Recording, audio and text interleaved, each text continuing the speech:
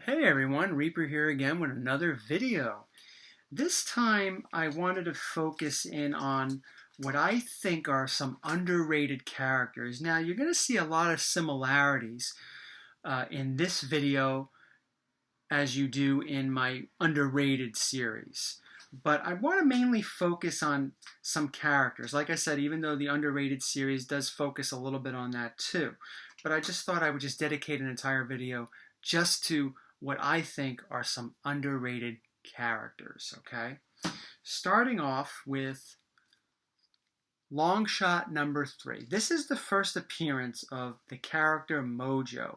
Now, I think that character is a little underrated when it comes to X-Men villains. We see tons of Magneto. And I'm not saying that's a bad thing, but we do see tons of Magneto. We see tons of Apocalypse, okay, the Age of Apocalypse and all that other crap. We see tons of Mr. Sinister popping up. Again, I'm not saying that that's a bad thing. I'm not saying that seeing Mr. Sinister or Apocalypse or Magneto over and over again is a bad thing. But I do think that there's a bunch of X-Men characters that you don't see as often, like Mojo, that are pretty cool. And I think the Shadow King falls under there too, and a bunch of others that I'm just not thinking of right now. And like I said, we see a lot of the Sentinels and all that. But Mojo, I think, is a pretty cool character.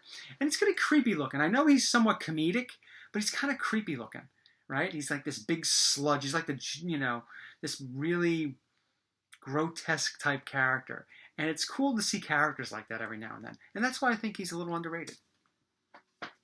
Here's another character I think is a little underrated, and some people say this is an underrated book. I think this was in one of my underrated books, The Ventriloquist.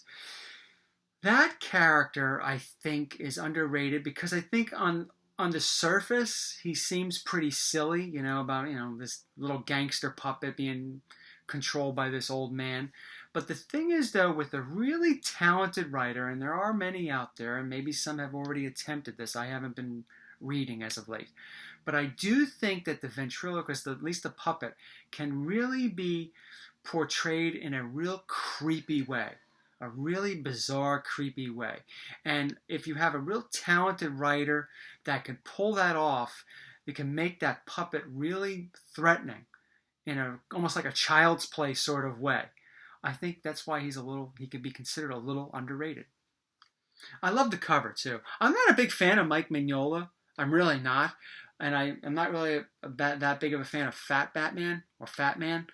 But I do think that this is one of his better covers that he's done from the Detective run and the Batman run over the years. Okay?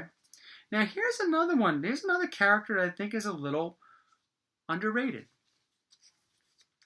The Stranger. First appearance of the Stranger. Now I know you're like, what? The Stranger? Give me a break. That character's stupid. I would agree with you. But I also thought the Guardians of the Galaxy were pretty stupid too. Like Rocket Raccoon, Groot. I think they're all pretty stupid. But after the movie, and you see the way these characters have been developed on film, and you see the way they've been portrayed by the actors or the voice actors, you start to second guess that. And I think as Marvel tends to move more into space with their next phase and the upcoming phases beyond that, who knows? You might see the Stranger. He is a pretty powerful extraterrestrial. And you just never know. And I think because of that, he's a little underrated. Moving along, we're still sticking with X-Men.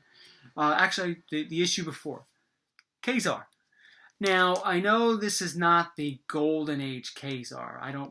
Or Kazar, depending on how you pronounce his name. I don't know. I thought Thanos was pronounced Thanos for many, many years until the movies came out, so what do I know?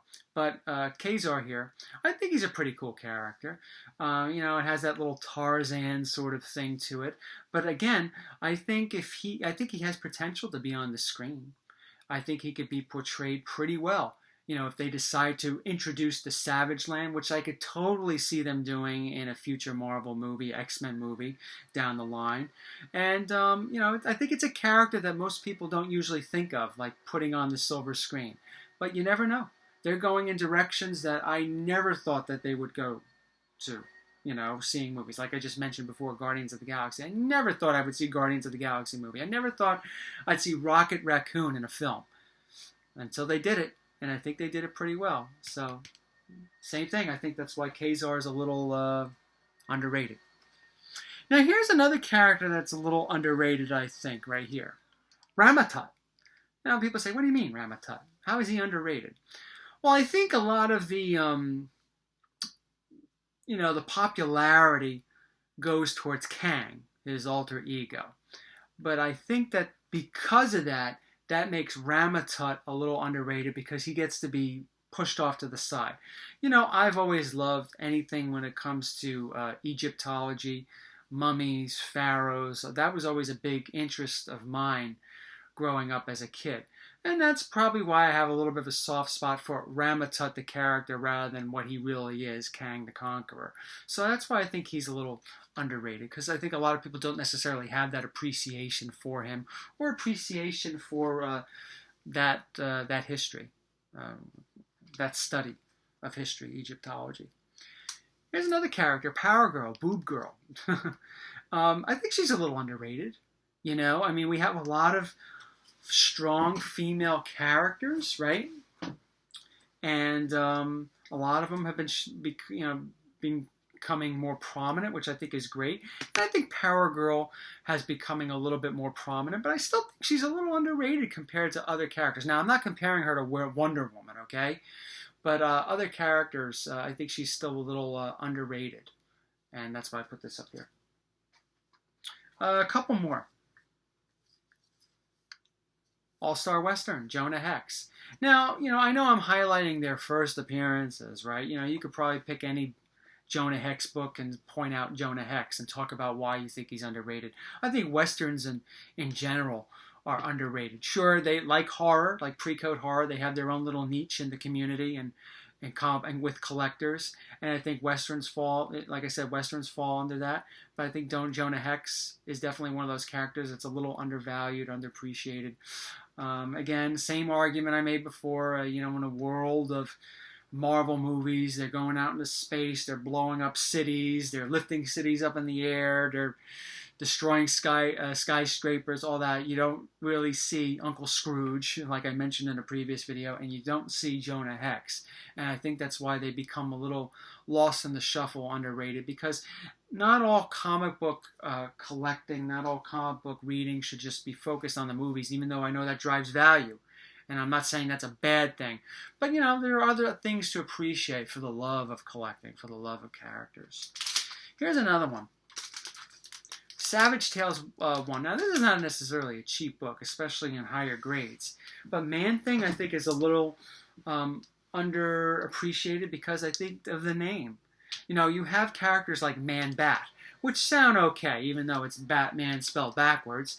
There's a little bit of hokiness to it, but it's still a pretty cool character, the way he's drawn, and it's not overly hokey. But then when you have a character named Man-Thing, it does, tend to make people, chuckle a little. But the way the character is, I think, is pretty cool. I think it's, he came first, then Swamp Thing came. There's a little bit of, the character can seem a little phallic to some people, if you know what I mean, which is another reason why I think maybe he's a little underrated. But I still think, though, he's a pretty cool character. And who knows? You never know. He might be in a movie. I know he was on the totem pole in Thor Ragnarok, when they went to the planet. Whatever the hell that Battle World, or whatever the hell that world was called. I don't know. Or the Game Master or Grandmaster, Jeff Goldblum's character was. Who knows? But he was on the totem pole. And I know there was a lot of people, oh my God, Man-Thing's in this movie. No, he's not. If you take a closer look at that totem pole, I think Beta Ray Bill, or someone part of Beta Ray Bill's species, was also on that totem pole. But I do think he's a little underrated. And now for the last book, Conan #1. I think Conan is a little underrated. I've always loved the character Conan. Arnold Schwarzenegger in both movies, Conan the Barbarian, Conan the Destroyer. Conan the Destroyer being my favorite, even though I don't think critically that was the best one. I think a lot of people liked the first one better. I didn't. I liked the second one better. I liked the more action comic book type storyline and all that. That's why I liked it better than the first one. But I do think Conan is a little underrated. I mean, again, he's not necessarily a character. Maybe in comics he can be pretty popular, but I think because he's not in movies, he's not really visible as much, he becomes a little lost in the shuffle. So that's why I think he's a little underrated. I like the book. I mean, great artwork. The whole series, I think, was great. And, it's definitely a neat book to have in your collection. Well, thank you all for watching. I hope you enjoyed this video. And I'll be seeing you all soon. Take care.